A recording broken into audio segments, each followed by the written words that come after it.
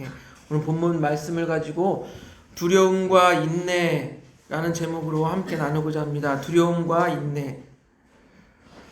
여러분, 우리가 홈쇼핑을 보다 보면은 사고 싶기는 한데 꼭 사지 않아도 될 것 같고, 또 필요할 것 같기도 한데 또 막상 생각해 보면 그거 없어도 살 수 있을 것 같은, 사는데 지장이 없을 것 같은 그런 때가 있습니다. 그럼 여러분 어떻게 하십니까? 구입하십니까? 아니면 포기하고 채널을 돌려버리십니까? 그렇게 고민하고 있을 때 우리의 고민을 조금이라도 덜어주는 말들이 있습니다. 우리 결단하게 하는 말들이 있죠. 무엇입니까? 매진 임박, 오늘만 이 가격, 수량이 얼마 남지 않았습니다. 이렇게 말들이 들려오면은 왠지 뭔가 빨리 사야 될 것 같은 마음이 드는 것입니다. 오늘만 이 가격인데 이번 기회에 구입하지 않으면 뭔가 손해볼 것 같고, 그런 마음이 들어서 또 수량이 얼마 남지 않으니까 계속 매진되면 어떡하지? 내가 손해보는 건 아닐까? 이런 마음이 자꾸 듭니다.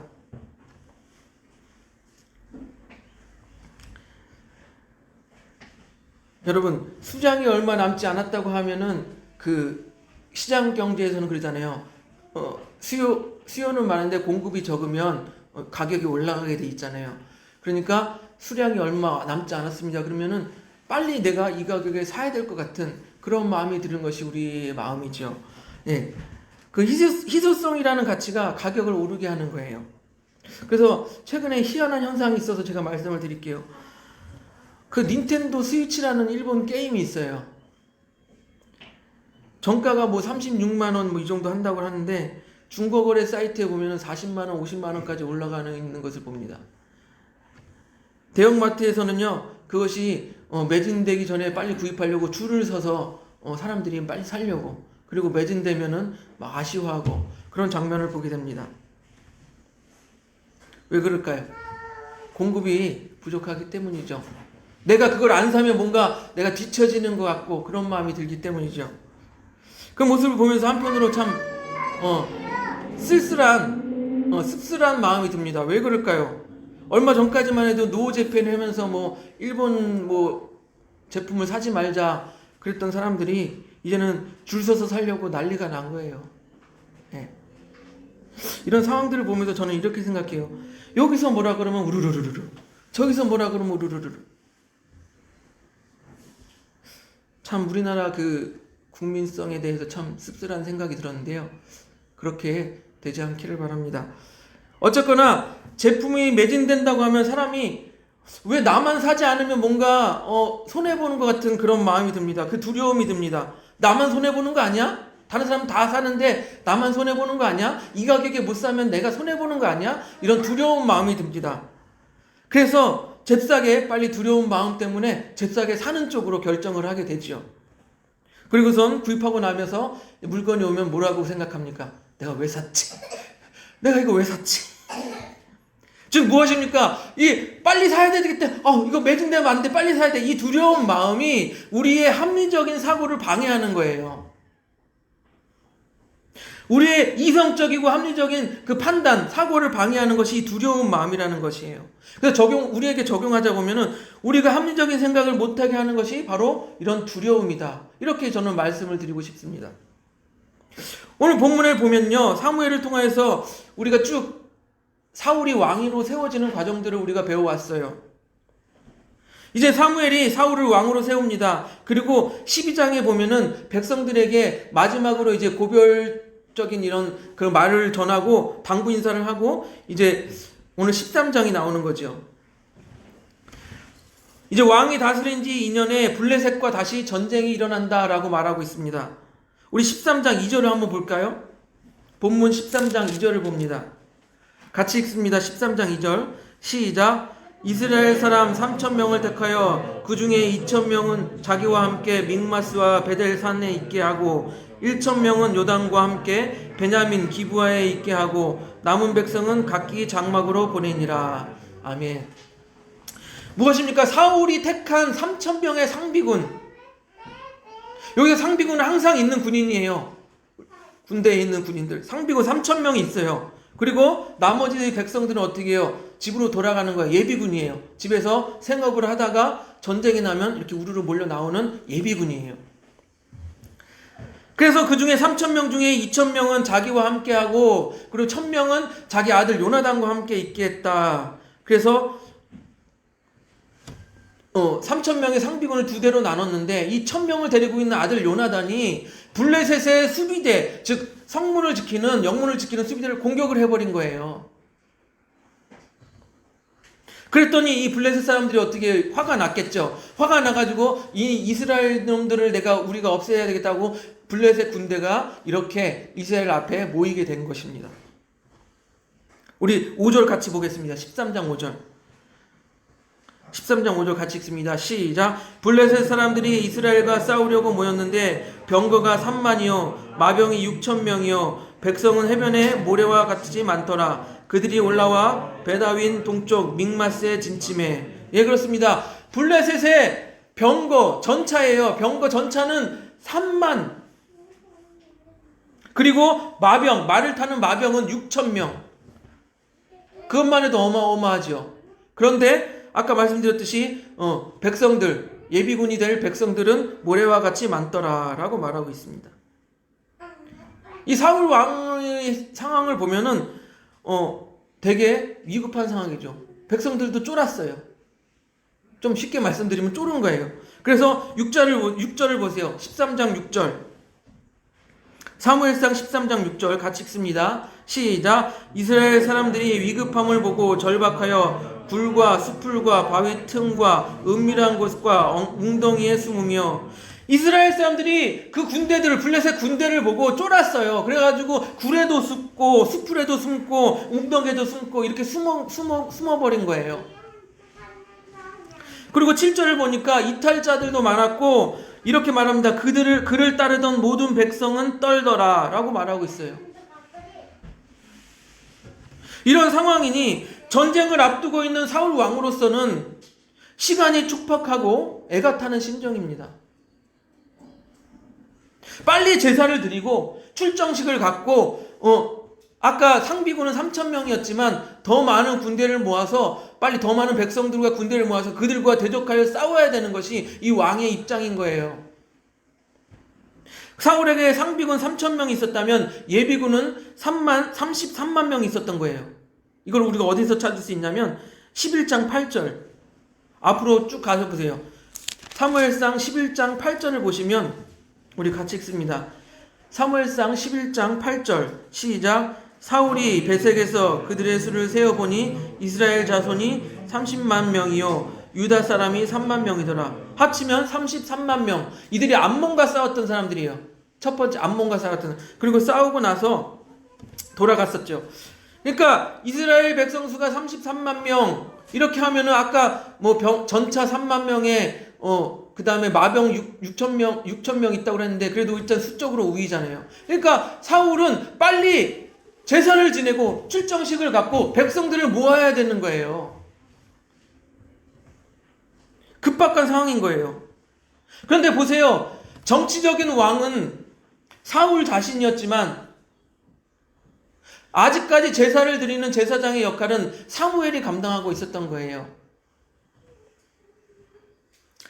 그래서 제사를 드리려면 제사장인 사무엘이 와야 되는데 사무엘이 오지 않는 거예요. 우리 한번 8절을 봅시다.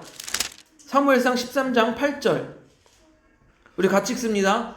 8절 시작. 사울은 사무엘이 정한 기한대로 이레 동안을 기다렸으나 사무엘이 길갈로 오지 아니하매 백성이 사울에게서 흩어지는지라. 예, 아주 난감한 상황이에요. 아까 말씀드렸지 빨리 제사를 지내고 출정식을 갖고 백성들을 막 모아서 33만 명 모아서 전쟁에 나가야 되는데 이 사무엘, 제사를 드릴 제사장 사무엘이 오지 않는 거예요. 얼마나 마음이 깝깝하겠습니까? 그 상황에서 사무엘은 오지 않고 백성들은 이제 기다리다 못해 하나 둘씩 흩어지기 시작하고 이 마음의 두려움이 찾아오기 시작합니다. 이러다가 우리가 저들한테 공격당해 죽으면 어떡하지? 지면 어떡하지? 두려움이 찾아오니까 사울은 합리적인 합리적이고 이성적인 판단을 하지 못하고 자기가 제사를 드려버려요. 우리 9절 같이 보겠습니다. 사무엘상 13장 9절 같이 읽습니다. 시작. 사울이 이르되 번제와 화목제물을 이리로 가져오라 하여 번제를 드렸더니 번제를 드리자마자 사무엘이 도착한 거예요. 그래서 사울은 사무엘을 맞으러 나갔지요. 그런 나가자마자 질책을 받습니다. 13장 11절 전반절을 보니까 이렇게 말하고 있습니다. 사무엘이 이르되 왕이 행하신 것이 무엇이냐. 이 말은 이것입니다. 이 말은 이런 거예요. 도대체 무슨 짓을 한 것입니까? 이렇게 묻는 것입니다. 아니, 제사를 드리는 것은 제사장인 내가 제사장이 제사를 지내야지 하나님의 율법대로 이렇게 제사를 드리는 것인데 왕은 도대체 무슨 짓을 한 것입니까? 이렇게 질문한 것 같아요. 질책한 거예요. 그래서 사울은 핑계를 대지요. 우리 사무엘상 13장 11절 후반절과 11절을 보지요. 11절 사울이 이르되 거기부터 한번 보십시다. 우리 핑계를 댑니다. 시작. 사울이 이르되 백성은 내게서 흩어지고 당신은 정한 날에 오지 아니하고 블레셋 사람은 믹마스에 모였음을 내가 보았으므로 이에 내가 블레셋 사람들이 나를 치러 길갈로 내려오겠거늘 내가 여호와께 은혜를 간구하지 못하였다 하고 부득이하여 번제를 드렸나이다 하니라. 여러분, 이 핑계를 잘 들어봐야 돼요. 블레셋 3만 명의 병거와 6천 명의 마병이 이제 수많은 백성들과 함께 이렇게 많았더라고 하는데 그렇게 싸우려고 왔어요. 그리고 이제 사울의 왕의 백성들은 이제 무서워서 하나둘씩 흩어지고 있어요.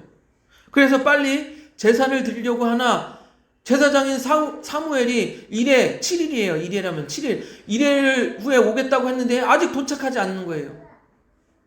얼마나 마음이 두렵고 깝깝하고 애가 타겠습니까? 사무엘은 약속한 7일 후에 온다고 했는데 아직 오지 않았어요. 그리고서 딱 보니까 블레셋 병사들이 자기들이 있는 예루살렘 근처 믹마스에 모이기 시작한 거예요. 그것이 보였어요. 적군이 바로 눈앞에 보이는데 얼마나 두렵겠어요. 애가 타고 두려움에 사로잡혀서 그는 제대로 된 판단을 내리지 못하게 되는 것이에요. 12절을 보세요. 블레셋 사람들이 나를 치러 길갈로 내려오겠거늘 두려워하는 거예요. 저들이 나를 치러 오겠거늘 두려워하고 있는 거예요. 그래서 두려움 때문에 제대로 된 판단을 하지 못하고 자신이 직접 제사를 드리는 그런 죄를 범하고 만 것입니다. 여러분, 이렇게 두려움이라는 것은요, 우리에게 제대로 된 판단을 못하게 만들어요. 그래서 우리를 죄와 실패로 이끌어갑니다. 그 두려움이라는 심리를 그 심리를 잘 이용한 것이 아까 앞에서 말씀드린 홈쇼핑, 매진 임박입니다. 곧 매진입니다. 이번이 마지막 기회입니다. 이 가격 마지막 기회. 이런 것이 우리의 그런 두려운 심리를 이용한 것이라고 말씀드릴 수 있습니다. 여러분, 우리가 인생을 살면서 두려움이 없을 수가 없어요. 내 사업이 잘 안 되면 어떡하지? 지금 하는 내 직업, 돈벌이가 사라지면 어떡하지? 이런 두려움. 또 우리 아이가 남들보다 뒤처지면 어떡하지? 이런 두려움. 내가 알지 못하는 병이 나에게 있는 것은 아닌가? 내가 쓰러지면 어떡하지? 이런 건강에 대한 또한 두려움. 우리 수많은 두려움 속에서 이 세상을 살아가고 있습니다. 그럼 우리가 그 두려움이라는 것들을 어떻게 극복하며 살아갈 수 있을까요? 그리고 어떻게 극복해서 제대로 된 판단을 내릴 수 있을까요? 첫째는 오늘 말씀 사무엘상 13장 8절에 사울은 사무엘이 정한 기한대로 1회 동안을 기다렸으나, 이 말씀에서 우리가 힌트를 얻을 수가 있습니다. 무엇이냐면 하나님의 때를 기다려야 한다는 거예요. 하나님의 시간, 하나님의 때를 기다려야 한다는 것입니다. 사울은 끝끝내 사무엘을 기다리지 못하고 자신이 제사를 드려버리는 죄를 범한 거예요.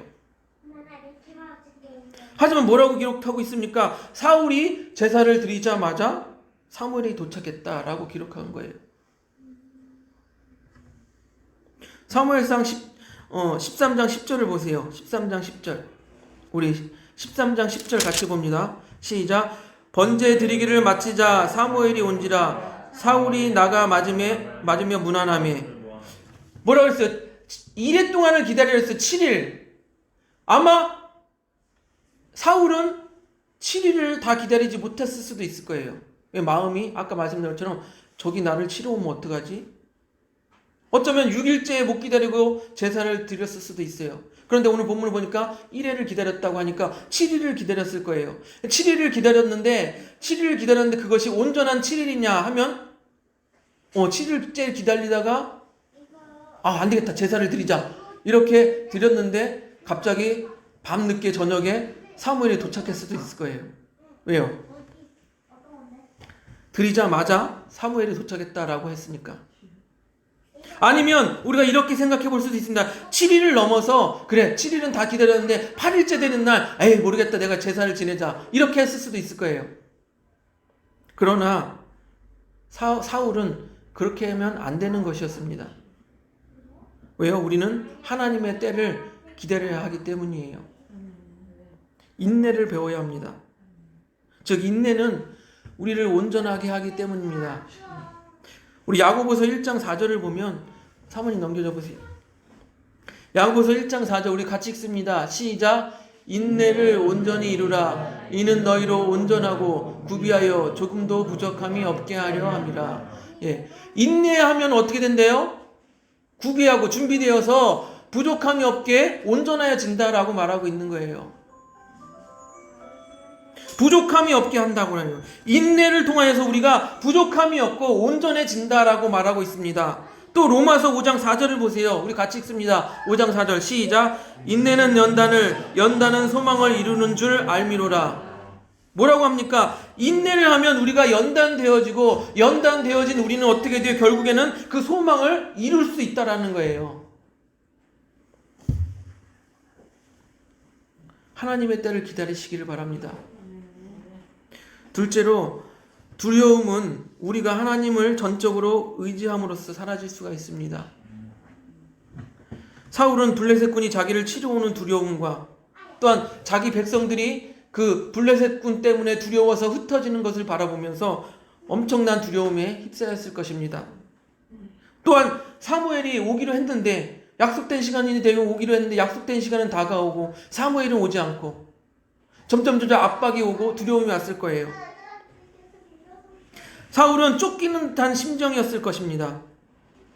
근데 그런 상황에서 자기가 제사를 드리는 죄를 범하기보다는 하나님을 전적으로 의지하고 하나님께 구하였다면 상황은 달리 되었을지 않을까 생각해 봅니다. 근데 사울은 하나님께 구하지 않았습니다.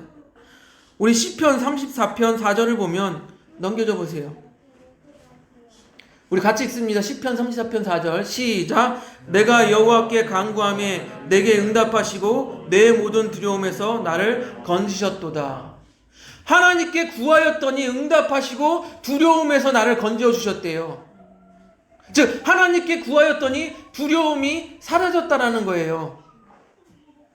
이것은 누구의 시냐? 다윗의 시입니다. 다윗이 사울 왕에게 쫓겨다니다가 이제 적국에 넘어가요. 쉽게 말하면 망명인 거죠. 적국에 넘어갔어요. 거기서 이 적에 있는 고위 관료들이 저놈은 이스라엘 중에 만만을 죽인 자고 사울은 천천히요 다윗은 만만이요 사울은 천천히요다 했습니다. 저놈을 가만히 놔둬서는 안 됩니다. 이런 말이 들리니까 다윗이 어떡합니까? 침을 질질 흘리고 문지방에 가서 바보처럼 막 이러니까 저런 멍청이 바보를 우리가 경계할 필요가 있느냐. 저런 미치광이를 우리가 경계할 필요가 있느냐. 그렇게 생명을 부지하던 그 시절이에요. 그러고 나서 이 시를 쓴 거예요. 얼마나 두려웠겠어요. 사울 왕이 자기를 죽이려 하고 쫓겨가서 적국에 갔더니 적국에서도 자기를 죽이려 하고 미친 척하면서 간신히 생명을 부지하는 이 상황 속에서 여호와께 구하였더니 내게 응답하시고 내 모든 두려움을 거두어 주셨다. 얼마나 그 다윗의 고백이 여러분 우리의 마음을 울립니까? 이 같은 맥락으로 제가 좋아하는 말씀이 있습니다. 빌립보서 4장 6절 7절 같이 봅니다. 넘겨줘 보세요. 빌립보서 4장 6절 7절 우리 같이 읽습니다. 시작. 아무것도 염려하지 말고 다만 모든 일에 기도와 간구로 너희 구할 것을 감사함으로 하나님께 아뢰라. 그리하면 모든 지각에 뛰어난 하나님의 평강이 그리스도 예수 안에서 너의 마음과 생각을 지키시리라. 아멘. 우리가 두려워하지 않고 이 염려하는 모든 것들을 하나님께 맡기고 감사함으로 구하면 어떻게 된다고요? 하나님의 평강이 우리 모든 두려움을 몰아내고 우리의 마음과 생각을 지켜주신다라고 말하고 있는 거예요.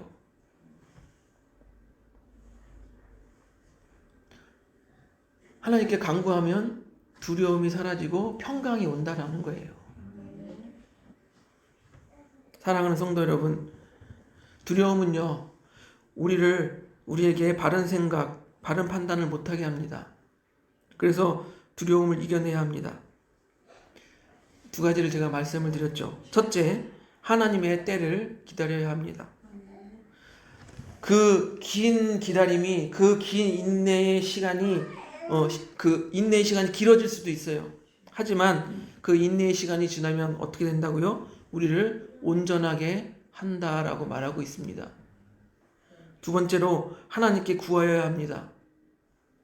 우리가 염려하지 않고 감사함으로 구하면 하나님의 평강이 우리의 마음과 생각을 지켜주실 것이라 라고 말하고 있어요. 그렇게 두려움을 이겨내고 인내로 온전하여지는 우리 그 사람교회 성도님들이 되시기를 주님의 이름으로 축복드립니다.